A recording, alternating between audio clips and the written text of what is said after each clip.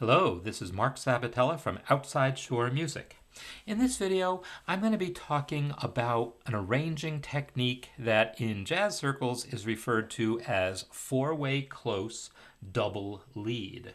So let me unpack that term first of all. Four-way, meaning our chords are going to have four notes in them. It's not just going to be triads. We are going to have an added either seventh or some color tone.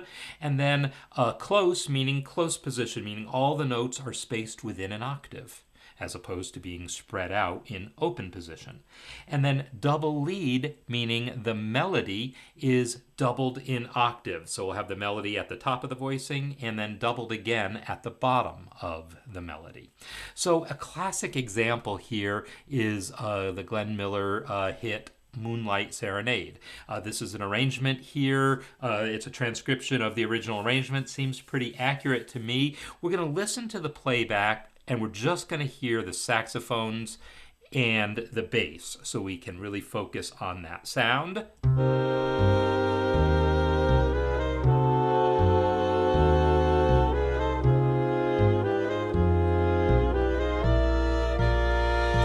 So that is the sound of four-way close double lead. The melody here is in the clarinet.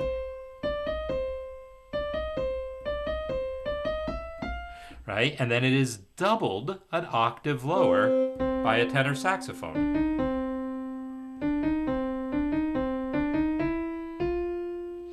And I should point out that this instrumentation lends itself reasonably well to this. It's a clarinet, two alto saxophones, two tenor saxophones.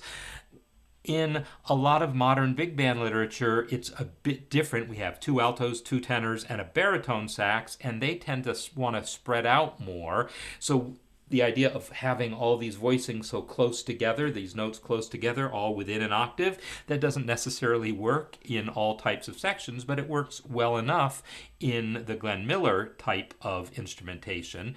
And as we can see, not only is the melody doubled in octaves, but the other notes are tucked in between, right? So ignoring the doubled note, we have an E flat 6 chord with all the notes within an octave.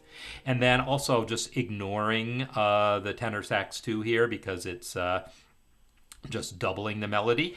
Next I have a diminished chord here, and then back to my E flat 6 chord.